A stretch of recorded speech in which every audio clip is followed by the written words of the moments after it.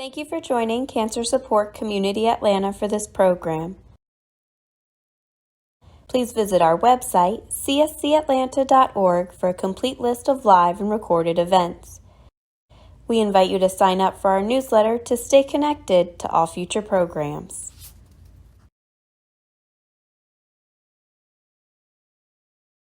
Today we are going to be talking about healthy eating on the go, which this time of year with traveling, summer events, I feel like is more pertinent now, really more than any other time of the year. So hopefully this will be a timely discussion for all of you today. So a couple of things that we'll be talking about today. We are going to do a brief overview of New American Plate Guidelines to establish in general what should we be looking for to put on our plates, both at home and when we're eating on the go? We're going to identify some healthy options and tips for both dining out and fast food restaurant eating, and discuss ways to stay healthy while traveling and attending social gatherings. So that is what is on our agenda today. So to kind of start us off and get us in the right mindset, I'd love for you all to just think for yourself for a second. What are some of your challenges when it comes to eating healthy on the go? So just take a moment to think about this because there's going to be a lot of information today, a lot of tips and tricks that can be kind of tweaked and personalized. So having this mindset or identifying the challenges for you might help you kind of pull what tips and tricks are going to be the most beneficial for you as we go through this today. And also, as a reminder, Lauren does upload these PowerPoints to the Cancer Support Community's websites afterwards. So if we do go through things or if there's something that you don't have a chance to jot down, you can always go back and take a look at it afterwards. So first up, we're going to talk about dining out. As a society, as Americans, most of us eat out pretty frequently. And the typical reasons for this is because we're looking for either fast, easy foods that can fit into a busy lifestyle, or we're using food as a reason to be social or as a way to celebrate. And then for those of us who are impacted by cancer, there might be the additional reason of we need a little bit of help. Maybe we're fatigued and unable to prepare our own meals at certain times. So, whether or not you're eating out for enjoyment, for celebrations, or out of convenience, there are ways that we can make smart choices for our health. But the key is we have to actively make the choice to choose the healthy options. Unfortunately, our society doesn't make this easy for us. You know, what's interesting is the National Restaurant Association estimates that about 24% of Americans' meals are consumed away from the home. So, about a quarter of our meals. That's a pretty significant amount. So, for you, it might not be a quarter. Maybe it's more than that. Maybe it's significantly less. But as a society, on average, about a fourth of our meals are out. And food at restaurants is meant to be appealing. It's cooked and presented in a way to look, smell, and taste great in order for us to go back, in order for us to be returning customers, in order for them to have a successful business. And that means nutrition is not always, typically is not the top priority for the restaurant businesses. Oftentimes, menu items are going to be filled with things like butters, rich sauces, creamy dressings, and added sodium.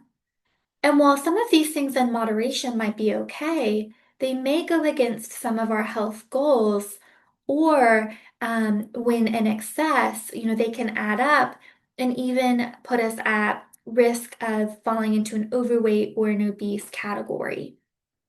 And then, of course, when we're eating out often, it makes it really hard to get enough of the great nutrient dense foods like our whole grains, our fruits, vegetables, and other really beneficial plant foods. So, while we're talking about those beneficial foods, Let's do a quick review of the new American plate.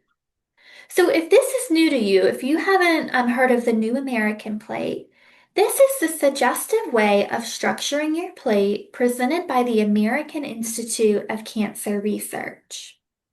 So, as opposed to a standard Western diet or the typical plate that you would see in a restaurant, that's very kind of meat and potatoes or protein, dairy, and carbohydrate heavy.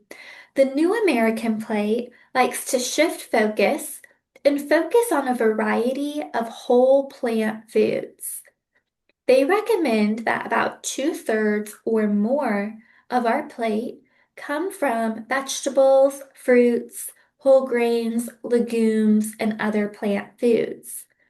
And then that leaves about a third of our plate being animal proteins, so our meats, our fish, and our dairy products. So think for a second about the last time that you ate at a restaurant.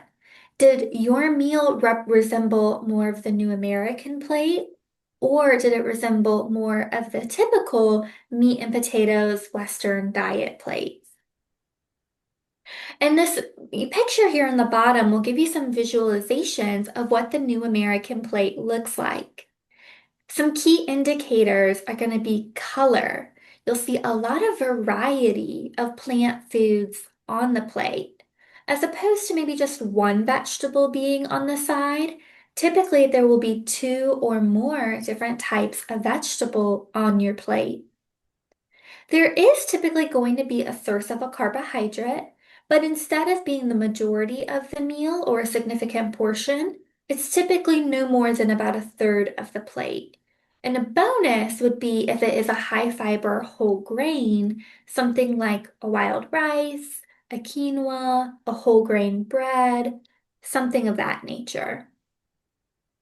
And then you'll see that instead of the meat also taking over a big portion of our plate, again, it's kept to about a third of the plate or less. If you want to hear a little bit more about structuring your meals in general towards the new American plate, we're actually doing a seminar today at 2 on moving towards a more plant-based diet. So we'll talk more about that then. So come back for that, but that's not quite the topic of the rest of today's or the current session. So, how can we implement this while dining out? One of the keys is preparation. Scoping out the menu before you arrive can be really helpful. Most restaurants will have the menu online, and you can also check reviews at restaurants for their food choices and to see if a restaurant is really worth the indulgence. So, as opposed to showing up to the restaurant, maybe you're there for work, maybe you're there with friends, it can get overwhelming. You might not have time to look at the whole menu, and then you end up kind of panic ordering the first thing that you see. I know I'm very guilty of that. But instead, if you can take some time to look at the menu and see something that fits within your health goals, then that is a great place to start. The good news is a lot of restaurants also have a designated healthy section on their menu. Now, I put healthy in quotes because this could be labeled many ways. You know, it might be labeled lighter fare or some other such description. You know, restaurants like Cracker Barrel and the Cheesecake Factory have sections like this on their menu. It's actually required that restaurants that have more than 20 locations have their nutrition information for their food products available to consumers. So, for a lot of fast food restaurants, you can actually ask for a nutrition brochure to scan and look for things, look for nutrients that might be of special consideration for you, whether that's sodium or maybe added sugars, or maybe you're trying to get enough protein. You can look and make choices based on your nutrient needs. So, really, preparation here can be key. It's also great to take your time reading the menu and look for clues as to the nutrient density. A lot of menu terms will actually indicate whether or not a food item is going to have less fats and calories or more fats and calories. So, some terms that indicate it might be lighter are going to be baked, broiled, and braised, as well as grilled, poached, roasted, and steamed. So, in terms of your proteins and your vegetables, these might be descriptive items that you'll want to look for. In terms of things that you might want to limit, maybe you'll want to avoid altogether or only choose one item with one of these descriptive words. We'll include things like batter fried or pan fried. Really, anytime you see fried, that'll be an indicator that it's probably going to be a lot higher in saturated fats, calories, and likely sodium as well. Buttered and creamed are two more, as well as crispy, breaded, and smothered. So those are all ways to kind of use the menu for clues if the nutrition information is not available. Okay. So again, preparation is key, like so many things in life. So we can even start our preparation before we leave for the restaurant and before we choose what we're going to have for the day or for that meal. If you know that you're going out and you are planning on indulging, maybe you're celebrating a promotion, an anniversary, or even finishing chemotherapy, plan to have your other meals support that. So maybe we are intentional about choosing a lighter breakfast and lunch, or really make sure we're getting our fiber in, our fruits and vegetables at our earlier meals if you know that your dinner meal is going to be pretty devoid of fruits and veggies. You can also make sure that you don't arrive starving. Have a light snack before you go. That way you can kind of help yourself out with portion control.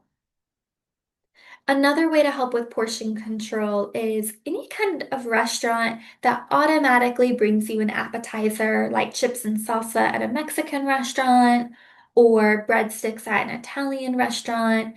You can request that they bring that with the meal as opposed to before the meal. That way, you don't fill up on those things prior to the food that you're actually really looking forward to showing up. You can also set the intention before you go by committing to eat slowly. It takes about 20 minutes for our brain and our stomachs to communicate and to tell ourselves that we're satiated, that we're satisfied, and that we're no longer hungry. So maybe you've noticed when you go out to eat and you're with people, you're distracted, you're having a good time, maybe you eat a lot more quickly and you end up being a lot more stuffed than you would be if you're eating at home. That's typically because we're not waiting that 20 minutes, we're taking our time, and we overeat before our body has a chance to tell us that we're overdoing it. We can also make physical activity a part of our dining out experience. Maybe that looks like picking a place that's walking distance to you so that you can get some steps in on your way. Or if you're picking up takeout, maybe instead of ordering the takeout before you go, you can drive there, place your order, and then get some steps in while you're waiting for the food to be prepared. That can help with promoting digestion, just getting some extra physical activity in, um, and might even help with slowing down and being intentional with your meal as well. Okay, now portion sizes are also a big deal at restaurants. We all know that restaurants tend to give us way more food than we really need. Anytime you have the option to have a mega sized or choose a large or super-sized item, I would recommend steering clear from that. Instead, you can choose regular, lunch-sized, or sometimes even child-sized portions. There are a couple restaurants that I've noticed the child-sized portions are actually truly appropriate adult portions. It depends on the place. So by no means am I recommending, three chicken nuggets and calling it a day. But depending on the location, this might be a more appropriate size. Sometimes even splitting the plate in half can still be too much depending on the restaurant, especially if you are also getting an appetizer or multiple courses. So try to visualize what you would eat at home and use that as a guide of how you're going to structure your meal to prevent overeating. If you are going to get an appetizer for the table, Try to make sure it's something that falls in that category of the steamed, the baked, the grilled, as opposed to those items that were on that list, like the fried and the creamy. Again, that way we're making sure we're not filling up on our calories before our meal has even come.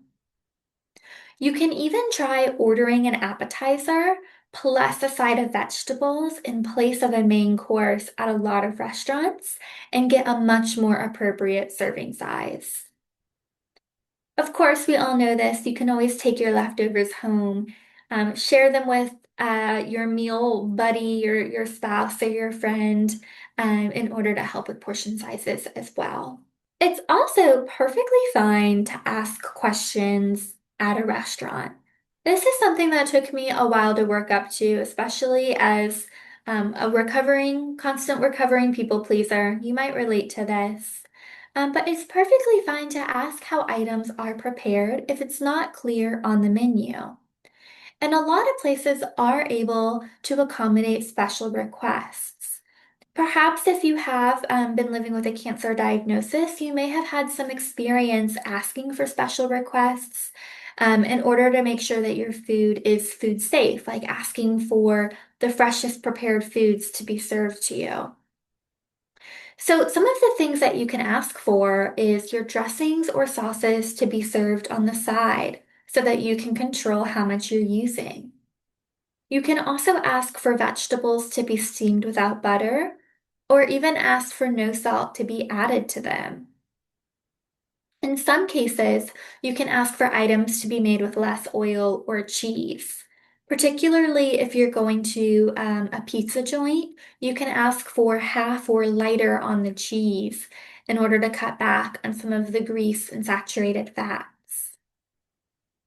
At some places, there might be a whole grain option that you can substitute for whatever grain typically comes with the dish. So, whether it's a sandwich, there might be a whole grain bread option, or instead of a white rice, there might be a quinoa or some other option available. Instead of French fries or chips, there might be something like a baked potato or even a side salad available that you could ask for.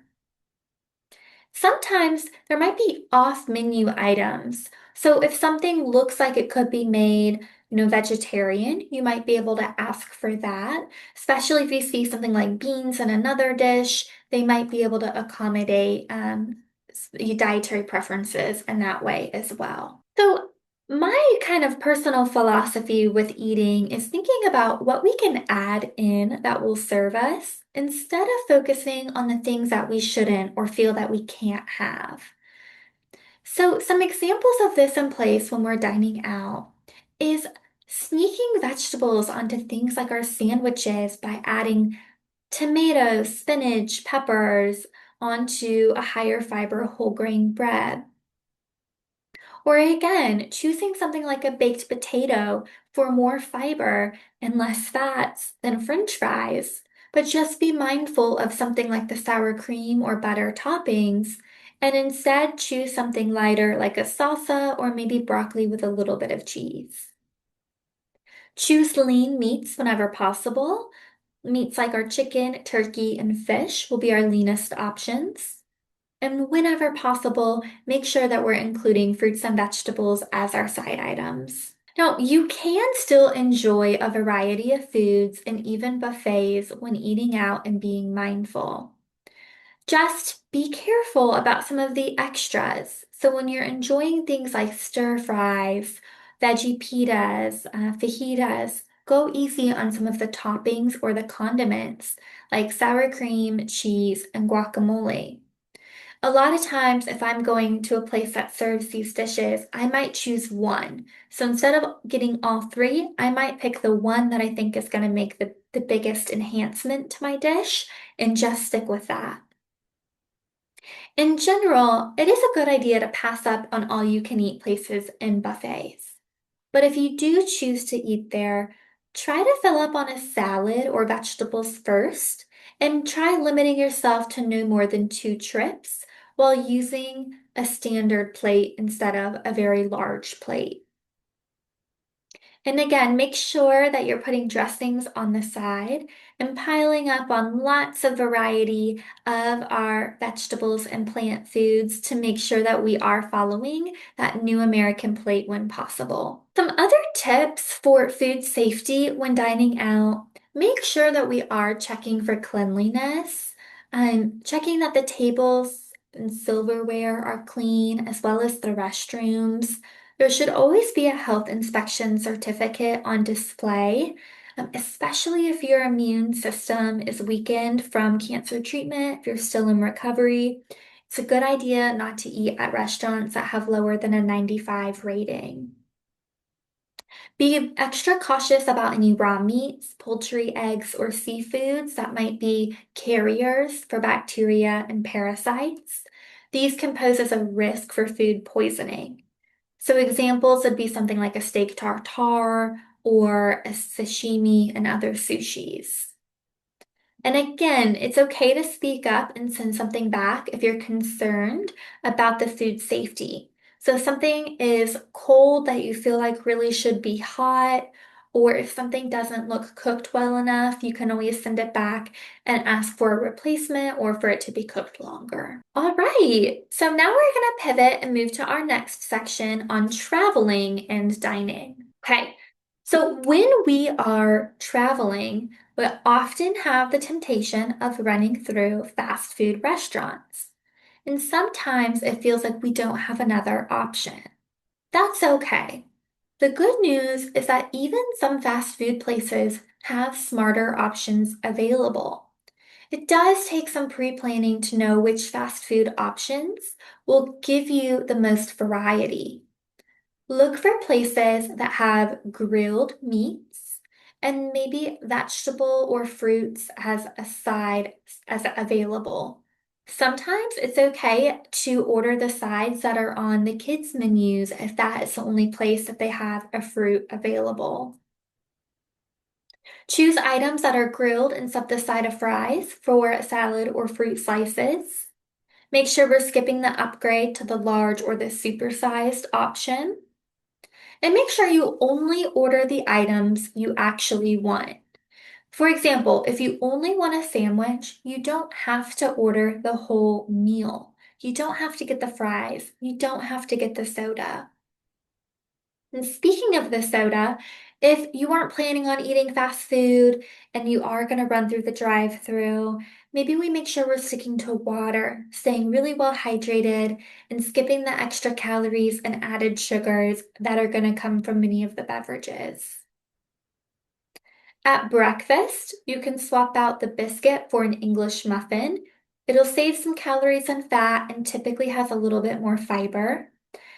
And you can also often substitute for egg whites instead of some of the meats, some of the processed meats, things like the bacon and the sausages that might be the primary protein choices available. And again, if you're going to pizza, you can always load it up with vegetables, skip the processed meats like the pepperoni, and see if they're able to make it fresh and go light on the cheese for you. Once again, a little bit of planning, you can snack smart and feel energized when you arrive to your destination. It can be so easy when you're on the road for an extended period of time to snack mindlessly on things to pass the time. And this can leave you arriving to your vacation bloated, jittery, maybe even fatigued if you aren't eating the right things that don't fuel your body well. And it's also easy to go to a gas station and grab candy or sodas as a way to pass the time when we inevitably get bored on those long road trips. Another little food safety tip is to remember to keep some hand sanitizer or disinfectant wipes in your car nearby. That way, when you do snack, you're at least killing some germs if you're not able to wash your hands right before. So, some better snack options for when we're in the car include some whole food things like unsalted nuts to lower our sodium. You can certainly do, lightly salted or salted nuts if this isn't something that you need to watch out for. Pre-washed fruits like apples, pears, bananas, and grapes travel well. as do dried fruits, so things like dried banana slices, dried mango. Cherry tomatoes and other sliced vegetables also travel really well.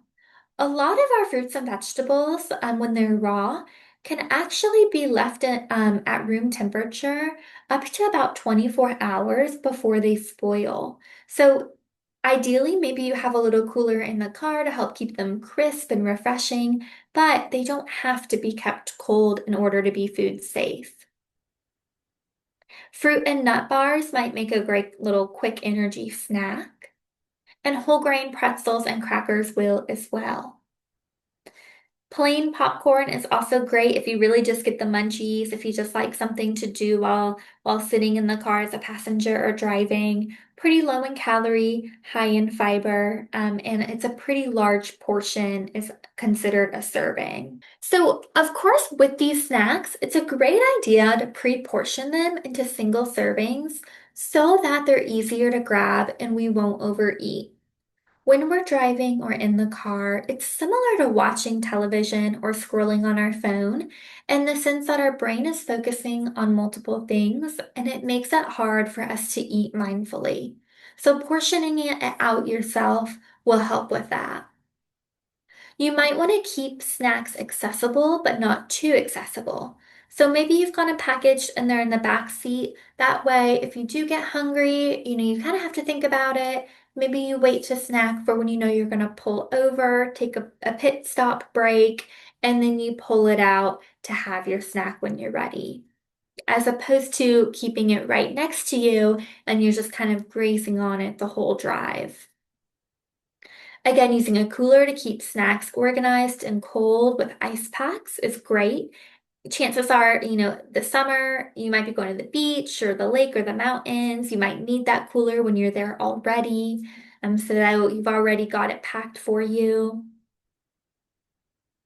And some great other cooler snack ideas are going to be, things like individual hummus or guacamole cups, and also yogurt cups or squeeze yogurts. I also like the squeeze apple sauces as well, especially if you have kids in the car, because they're pretty low mess. So everyone can kind of have that, and hopefully we're not making a big sticky mess in the back seat. It's important to make sure that we're staying hydrated while traveling.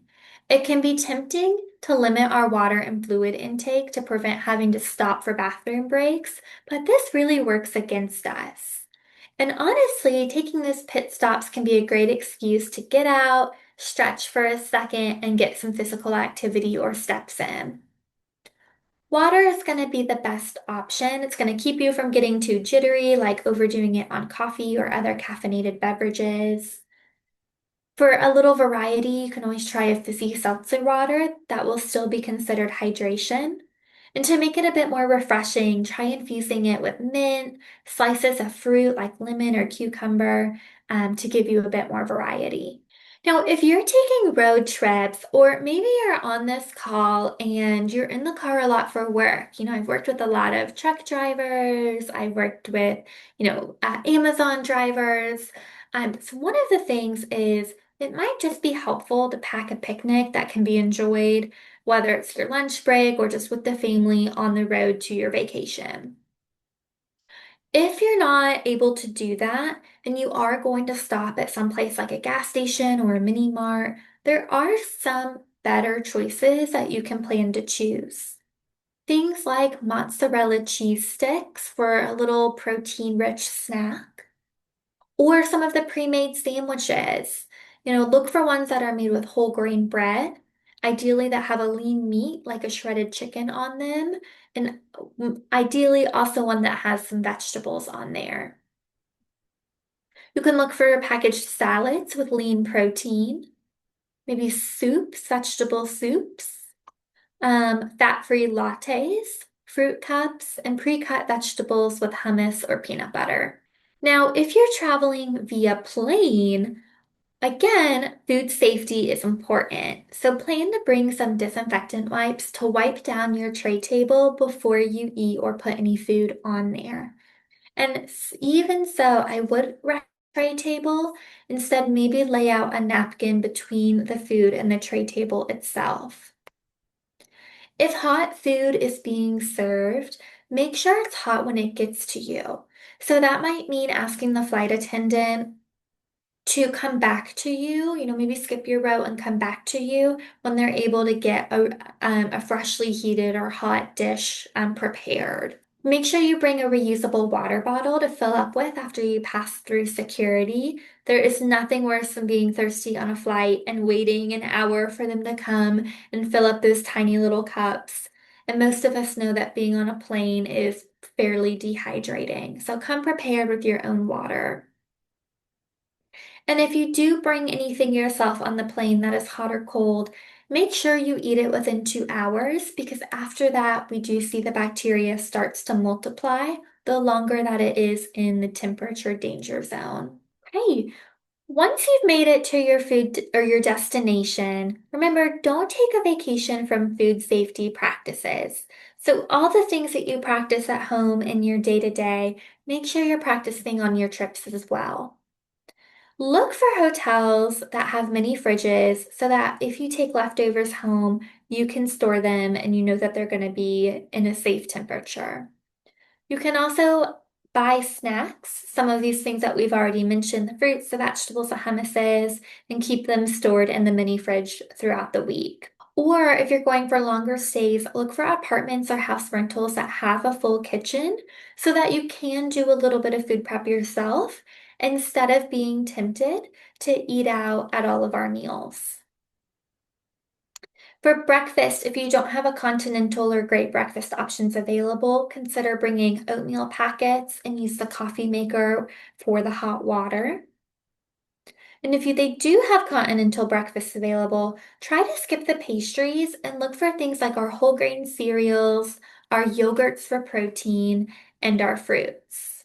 All right, so now we're going to pivot again and we're going to talk about some summer fun. So, some of the activities that maybe you've already been to, maybe that we have coming up this summer. Okay, so first up, potlucks. How can we make sure that we're making healthy choices when we are at a potluck? So, first up is be the change you wish to see, right? Bring a healthy side dish like a veggie tray, a fruit salad. One of my favorite go-tos is a cowboy caviar that's very legume heavy with black beans and black eyed peas, onion and bell pepper mixed with a homemade dressing and some cilantro. So very high fiber, very colorful and enticing. So you feel free to steal that one from me. But get creative with this. Try something new. That way, you have at least one fruit or vegetable that you can guarantee to put on your plate. You also have a right to be a food snob. Now, you can do this quietly, of course, but you certainly don't have to eat or try everything. Select the items that you like, prioritize the things that look good to you or that you know are going to make you feel good when you leave there that day. If there are some treats that are really tempting, absolutely you can enjoy those. But this is when that portion control really comes in handy. If you have a normal sized plate, try filling your plate just once and keep those new American plate guidelines in the back of your mind as you do so. And of course, limiting alcohol, which most of us on here probably know is a carcinogen, as well as limiting some of our sugary beverages, can help us stay on track when we're at these events. And instead, come prepared with your infused water, maybe a fun mocktail or a sparkling water to drink and sip on instead. Now, if you're visiting friends or family, there are some strategies to help stay on track even when you're a guest. One thing you could do is stock the pantry or maybe even just stocking some snacks or breakfast items for you in the guest room. Bring your favorite healthy options. And your host might really appreciate this because they might not know what your go-to items are. If they are preparing a lot of foods that are very rich, stick to just a taste of those foods. If you're concerned about offending the host, and fill up your plate with things like salads or vegetables. You can also offer to cook a meal or maybe a couple of meals. You can phrase this as, you've been so generous to let me stay in your home. Let me cook for you in thanks and gratitude. You'll be doing them a favor and you'll be able to have some control and select something healthy that will work towards your goals. All right, and if we're heading to the pool or the beach, I hope you all get to go to the pool or the beach this summer. Number one, stay hydrated. I sound like a broken record, but hydration is so important to make sure that we're keeping up with our blood pressure, to make sure we're not becoming too fatigued, preventing headaches, and so much more. So keep water with you in a reusable water bottle, and maybe even keep some extras on hand if you run out. Try flavoring your water with fruit, cucumbers, mint, and herbs, again, to give you that refreshing variety. I love actually watermelon crushed into some water. And if you know that you're going to be sweating a lot and you need a little extra support, it's just a dash of a little bit of salt into some watermelon water is delicious. Again, seltzer water, sparkling waters can be a great choice to help you stay refreshed while skipping alcohol. Also, keep healthy snack options in reach, but remember food safety. So we don't want to leave items laying in the sun for too long. Keep them in a cooler and make sure that when that ice melts, or maybe taking a run back inside to replace it, or putting our food back in the fridge if we don't think we're going to get to it in the afternoon. And of course, from a cancer risk perspective, make sure that we are practicing good sun protection by wearing a sunscreen and staying under an umbrella. So just an extra little tidbit for you all there. All right. So I would be remiss if I didn't encourage everyone to be mindful. We're not striving perfection all of the time. When we're eating out, when we're traveling, when we're vacationing, those are times of enjoyment, and food is often a part of that. So it is okay to veer from our normal eating patterns once in a while, but we want to make sure we're doing it in a way that enhances our well-being and doesn't work against our goals. We want to be mindful of our decisions while we're traveling to help improve our health, but also to enhance our traveling experience.